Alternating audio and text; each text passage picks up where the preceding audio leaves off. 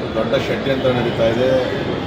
ರಾಜ್ಯ ಮತ್ತು ಅಂತಾರಾಷ್ಟ್ರದ ಹುನ್ನಾರ ಇದರಲ್ಲಿ ಇದೆ ಅಂತಕ್ಕಂಥ ಮಾತುಗಳನ್ನು ನಾವು ಪ್ರಾರಂಭದಲ್ಲಿ ಕೂಡ ನಾವು ಹೇಳಿದ ಅನುಮಾನವನ್ನು ವ್ಯಕ್ತಪಡಿಸಿದ್ವಿ. ಅದಾದಮೇಲೆ ರಾಜ್ಯ ಸರ್ಕಾರ SITಗೂ ಕೂಡ ಕೊಟ್ಟು ಕೊಟ್ಟಾದಮೇಲೆ ಒಳ್ಳೆಯ ಮನುಷ್ಯ ಹೇಳ್ದ ಅಂತೇಳಿ ಸಿಕ್ಕಿದ ಕಡೆ ಎಲ್ಲ ಕೂಡ ವಿಧಗಳನ್ನು ಮಾಡಿ ಮೊನ್ನೆ ಅವನೇ ಕೂಡ ನಾನು ಒತ್ತಡಕ್ಕೊಳಗಾಗಿ ಥರ ಮಾಡಲಿ ಅಂತ ಹೇಳಿ ಕೂಡ ಹೇಳಿದೆ. ಇಲ್ಲಿಯವರು ಕೂಡ SIT 11 ತಿಂಗಳ ಕಾಲ ಪ್ರತಿನಿತ್ಯ ತನಿಖೆಯನ್ನು ಮಾಡಿ ಸಾಕಷ್ಟು ಸಿಬ್ಬಂದಿಗಳನ್ನು ಕೊಟ್ಟು ಎಲ್ಲ ಸವಲತ್ತುಗಳನ್ನು ಸರ್ಕಾರ ಕೊಟ್ಟಿದ್ದು ಕೂಡ ಇಷ್ಟೊಂದು ತಡ ಮಾಡುವಂಥ ಅವಶ್ಯಕತೆ ಇಲ್ಲ ಅಂತೇಳಿ ನನ್ನ ಭಾವನೆ. ಮನೆಗೆ ಅಂತಿಮವಾಗಿ ಇವತ್ತು ರಾಜ್ಯ ಸರ್ಕಾರಕ್ಕೆ ಕೋರ್ಟ್ಗೆ SIT ವರದಿಯನ್ನು ಸಲ್ಲಿಸಿದ್ದಾರೆ. ಈಗ ನಿಧಾನವಾಗಿ ಒಬ್ಬೊಬ್ಬರು ಕೂಡ ಬಂಡವಾಳ ಬಯಲಾಗ್ತಾ ಇರ್ತಕ್ಕಂಥದ್ದು ಮಾಧ್ಯಮಗಳ ಮುಖಾಂತರ ನೋಡಿದ್ದೀವಿ ಮತ್ತು ಕೆಲವು ವ್ಯಕ್ತಿಗಳು ಹೇಳಿಕೆಗಳನ್ನು ಕೊಟ್ಟರು ಕೂಡ ನೋಡಿದ್ದೀವಿ. ಬಹುಶಃ ಅವರು ಏನು ಹೇಳಿಕೆಗಳನ್ನು ಕೊಟ್ಟಿದ್ದಾರೆ ಅದರ ಸತ್ಯವನ್ನೇ ಆಧರಿಸಿ SIT ವರದಿಯನ್ನು ಕೊಟ್ಟಿರ್ಬೋದು ಮತ್ತು ಯಾರು ಇದರ ಹಿಂದೆ ಷಡ್ಯಂತ್ರವನ್ನು ಮಾಡಿದ್ರು ಅವ್ರಿಗೆ ಕೋರ್ಟ್ಗಳು ಕೂಡ ಗಡೀಪಾರು ಮಾಡೋದನ್ನು ಕ್ಯಾನ್ಸಲ್ ಮಾಡಬೇಕು ಅಂತ ಕೂಡ ಸಕ್ಷಮ ಪ್ರಾಧಿಕಾರಕ್ಕೆ ಹೋಗಬೇಕು ಅಂತಕ್ಕಂಥ ಮಾತನ್ನು ಹೇಳಿರೋದು ನೋಡಿದ್ರೆ ಬಹುಶಃ ಇದರಲ್ಲಿ ಒಂದು ದೊಡ್ಡ ಷಡ್ಯಂತ್ರ ನಡೆದಿರ್ತಕ್ಕಂಥದ್ದು SIT ವರದಿಯಿಂದ ಹೊರಗಡೆ ಬರ್ತದೆ. ಯಾಕಂದರೆ ಅಲ್ಲಿ ವರದಿ ಕೊಡೋದಕ್ಕೆ ಮೊದಲೇ ಅನೇಕ ಸ್ಥಳೀಯವಾಗಿ ಮತ್ತು ಸಾಕಷ್ಟು ಚರ್ಚೆಗಳು ಕೂಡ ಹುಟ್ಟಾಕಿರ್ತಕ್ಕಂಥದ್ದು. ಯಾರೋ ಸಮೀರ್ ಅಂತವರು ಬೇರೆ ಅಂತವರು ಕೂಡ ಮತ್ತು ಒಬ್ಬ ಮಹಿಳೆ ನನ್ನ ಮಗಳೇ ಇಲ್ಲ ಅಂಥೇಳಿ ಸಾಕು ಮಗಳಿಲ್ಲ ಅಂಥೇಳಿ ಕೊನೆಗೆ ಅದು ಉಲ್ಟಾ ಹೊಡೆದಿರ್ತಕ್ಕಂಥದ್ದು.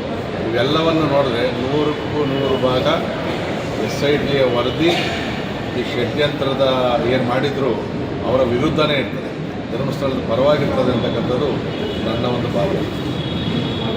ಇದನ್ನು ಹೊರತುಪಡಿಸಿ ಕೂಡ ಕೊಟ್ಟಿದ್ದಾರೆ ಅಲ್ಲಿನ ಸಂಸದರು ಮತ್ತು ಮಹಾರಾಜರು ಕೂಡ ಹೇಳಿದರೆ ಏನು ಸಂಪ್ರದಾಯ ಇದೆಯೋ ಅದನ್ನು ಪಾಲಿಸಬೇಕು ಅಂತಕ್ಕಂಥದ್ದು ಅವರ ಒಂದು ಇದು. ಕಂಬಳ ಅಂತಕ್ಕಂಥದ್ದು ಕೂಡ ಅದೊಂದು ಪ್ರಸಿದ್ಧವಾದಂಥ ಕರಾವಳಿ ಭಾಗದ ಒಂದು ಕ್ರೀಡೆ. ನಾವು ಕೂಡ ಬೆಂಗಳೂರಲ್ಲೂ ಕೂಡ ನಾವು ನೋಡಿದ್ವಿ, ಮಂಗಳೂರಲ್ಲೂ ಕೂಡ ನಾವು ಭಾಗವಹಿಸಿದಂಥದ್ದು.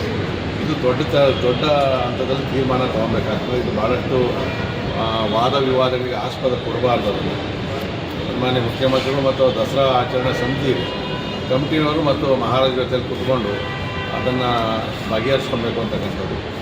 ಯಾಕಂದರೆ ಮಹಿಷ ಅಂತಕ್ಕಂಥದ್ದು ಎಮ್ಮೆ, ನಾನು ಕೆಲವು ಮಾಧ್ಯಮಗಳಲ್ಲಿ ನೋಡಿರ್ತಕ್ಕಂಥದ್ದು ಎಮ್ಮೆ ಮಹಿಷಾಸುರನದು ಚಾಮುಂಡಿ ತಾಯಿಯ ಸಂಹಾರ ಮಾಡಿದಂಥ ಆ ಒಂದು ಏನು ಪ್ರತೀಕ ಇದೆ ಮಹಿಷ ಎಮ್ಮೆ, ಅದು ಇಲ್ಲಿ ಒಂದು ಸಂಭ್ರಮದಲ್ಲಿ ಆಚರಿಸೋದು ಬೇಡ ಅಂತಕ್ಕಂಥದ್ದು ಕೆಲವರ ವಾದ ಇದೆ.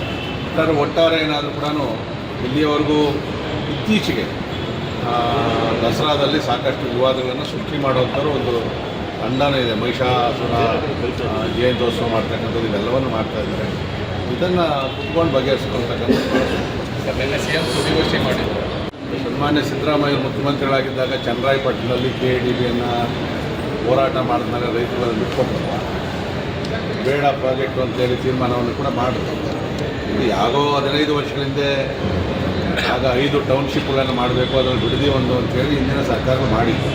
ಅದಾದಮೇಲೆ ಸುದೀರ್ಘವಾದಂಥ ಅವಧಿಯಲ್ಲಿ ಏನೂ ಕೂಡ ಮಾಡದೆ ಅಲ್ಲಿ ಇವತ್ತು ಸಾಕಷ್ಟು ವ್ಯವಸಾಯವನ್ನು ಮಾಡ್ತಾಯಿದ್ದಾರೆ. ಏನು ನಮ್ಮ ವೃಷಭಾವತಿ ನದಿ ನೀರಲ್ಲಿ ಹೋಗಿ ಬೈರಮಂಗಲ ಜಲಾಶಯದಲ್ಲಿ ತುಂಬಿ ನೀರು ಕಲುಷಿತ ಇದ್ದರೂ ಕೂಡ ಅಂತರ್ಜಲದಿಂದ ಸಾಕಷ್ಟು ಬೆಳೆಗಳನ್ನು ಬೆಳೀತಾ ಇದ್ದಾರೆ. ಇದನ್ನು ಇವತ್ತು ಪ್ರತಿಷ್ಠೆಯಾಗಿ ತಗೊಳ್ಳೋದು ಬೇಡ, ಅದನ್ನು ತಗೊಳ್ಳೋದು ಬೇಡ. ಅದು ಇವತ್ತಲ್ಲಿ ಸಾಕಷ್ಟು ತುಂಬು ಬೆಳೆ ಇರ್ತಕ್ಕಂಥ ಸಂದರ್ಭದಲ್ಲಿ ಇನ್ನು ಮುಖ್ಯಮಂತ್ರಿಗಳು ಮಾತನ್ನು ಹೇಳಿದ್ದಾರೆ, ಬಲವಂತವಾಗಿ ನಾವು ತೊಗೊಳೋದಿಲ್ಲ, ಯಾರು ಬೇಕೋ ವ್ಯವಸಾಯ ಅವ್ರು ಮಾಡ್ಕೊಳ್ಳಿ, ಕೊಡೋರು ಕೊಡಲಿ ಅಂತಕ್ಕಂಥ ಮಾತನ್ನು ಹೇಳಿದ್ದಾರೆ. ಆ ಥರ ಆದರೂ ಕೂಡ ಪ್ರಾಜೆಕ್ಟ್ ಆಗಲ್ಲ. ಯಾಕಂದರೆ ಮಧ್ಯದಲ್ಲಿ ಕೆಲವು ಕೊಡ್ತಾರೆ, ಕೆಲವು ಕೊಡೋದಿಲ್ಲ. ಅದು ಪ್ರಾಜೆಕ್ಟ್ ಸೂಕ್ತ ಅಲ್ಲ. ಇದರಲ್ಲಿ ಪರ ವಿರೋಧ ಅನ್ನೋದಕ್ಕಿಂತ ಕೂಡ ಬೇರೆ ಕೆಲವು ಬರಡು ಭೂಮಿಗಳು ಸಾಕಷ್ಟು ಐತೆ. ಬೆಂಗಳೂರು ಸುತ್ತಮುತ್ತಲು ವ್ಯವಸಾಯಕ್ಕೆ ಯೋಗ್ಯ ಇಲ್ಲದೆ ಇರ್ತಕ್ಕಂಥ ಜಾಗ ಕೂಡ ಇದೆ. ಅಲ್ಲಿ ರೈತರ ಮನವೊಲಿಸಿ ಆ ಕಡೆ ಮಾಡ್ತಕ್ಕಂಥದ್ದು ಸೂಕ್ತ. ಈಗ ಡಾಬಾಸ್ಪೇಟೆಯಿಂದ ದೊಡ್ಡಬಳ್ಳಾಪುರದಿಂದ ಹಿಡಿದು ದೇವನಹಳ್ಳಿವರೆಗೂ ಇಂಡಸ್ಟ್ರಿಗಳಿಗೆ 1000 ಎಕರೆ ಜಾಗವನ್ನು ವಿರೋಧದ ಮಧ್ಯದಲ್ಲೂ ಕೂಡ ನೀವು ತಗೊಳ್ತಾ ಇದ್ದೀವಿ. ಇದು ವಿರೋಧ ಪಕ್ಷವಾಗಿ ನಾವೇನು ವಿರೋಧ ಮಾಡ್ತಾಯಿಲ್ಲ. ಆದರೆ ಇವ್ರ ಕಾಲದಲ್ಲಿ ಅಲ್ಲಿ ಪ್ರಾಜೆಕ್ಟನ್ನು ಶುರು ಮಾಡಿರೋದ್ರಿಂದ ಅಲ್ಲಿನ ರೈತರ ಪರವಾಗಿ ನಾವು ನಿಲ್ಲಬೇಕಲ್ಲ. ಪ್ರತಿಭಟನೆ ಮಾಡ್ತಾ ಇದ್ದೀವಿ ಸರ್ BJP. ಹೌದು, ನಾವು ಫ್ರೀಡಮ್ ಪಾರ್ಕಲ್ಲಿ ನಾವು ಕೂಡ ಸೂಚನೆಯನ್ನು ಕೊಟ್ಟಿದ್ದಾರೆ, ನಾವು ಕೂಡ ಭಾಗವಹಿಸ್ತೇವೆ. ಇನ್ನಷ್ಟು ಹೆಚ್ಚಿನ ಮಾಹಿತಿಗಾಗಿ ಫಾಲೋ ಮಾಡಿ ಬ್ರಿಗೇಡ್ ನ್ಯೂಸ್ ಕನ್ನಡ.